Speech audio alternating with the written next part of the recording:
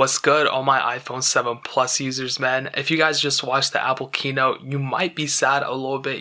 They didn't really mention the iPhone 7 or 7 Plus, and actually for the fact they actually took it out, they're not selling it anymore. But don't worry guys, I got you guys covered. But I'll make a whole separate video talking about that. Pretty much the iOS 13 GM just came out, and I still love talking about it on my past daily driver, the phone I had before the phone I have now, which is the iPhone 7 Plus. And I'm not going to talk about all the little nitty gritty features, I'm not going to go crazy on it.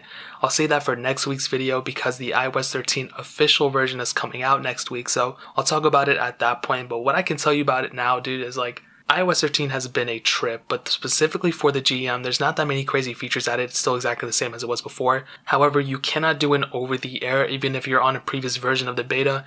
You actually have to go and install it through iTunes and download it through the developer portal and everything, which is kind of annoying. I don't know why they make you do that every time. I believe last year, though, you were able to install the GM over the air, so I don't really know what happened here, but ultimately what I will tell you is coming from 13.1, there's not that many differences. Actually, the biggest change will be the stability. All the features are primarily exactly the same. And like I said, the official release is next week, so I wouldn't recommend anybody downloading the GM right now. But what I can tell you is from my past couple months of actually using iOS 13, I've had nothing but pretty much good experiences overall, I'll be honest.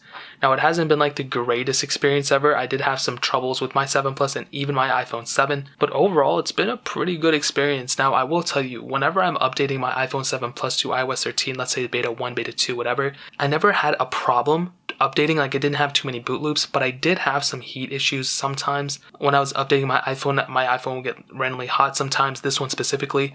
So not a humongous deal, but that is something that I saw from this iPhone that I didn't necessarily see from other iPhones. And I do remember that with the iPhone 6 Plus back on like iOS 11, I think I was having the same issues.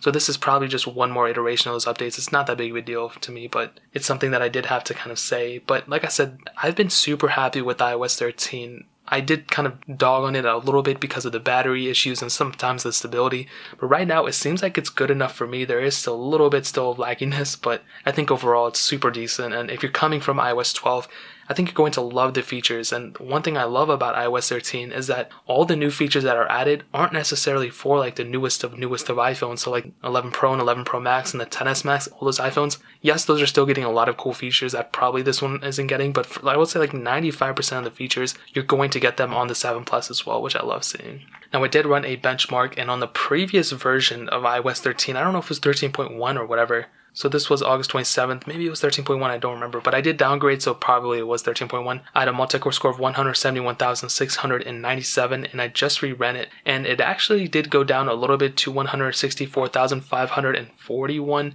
Not a humongous deal. I mean, I've seen scores go down way more than that. It's still a fully functioning device, obviously. It's still super fast. Like, you're not going to notice it at all. And what I can tell you is, man, stick to iOS 12 for the next week. Don't install the GM yet. It's not even worth it. But once the official version comes out, I'll go ahead and talk about it on this one as well. Run through all the cool little features of this specific device, of this specific iPhone, and what you're getting from it, because there's still a lot of cool things you're getting from this device, I'll be honest. So keep it locked down on this channel until then, but that is pretty much it. If you guys have any questions or anything, leave it down in the comment section below. Hit that like button, that would mean so much, but definitely hit that subscribe button. Every single subscriber that we get really does count, so it means so much if you guys could hit that. Also, check out the other links down in the description as well. My Twitter, my Instagram, my second channel.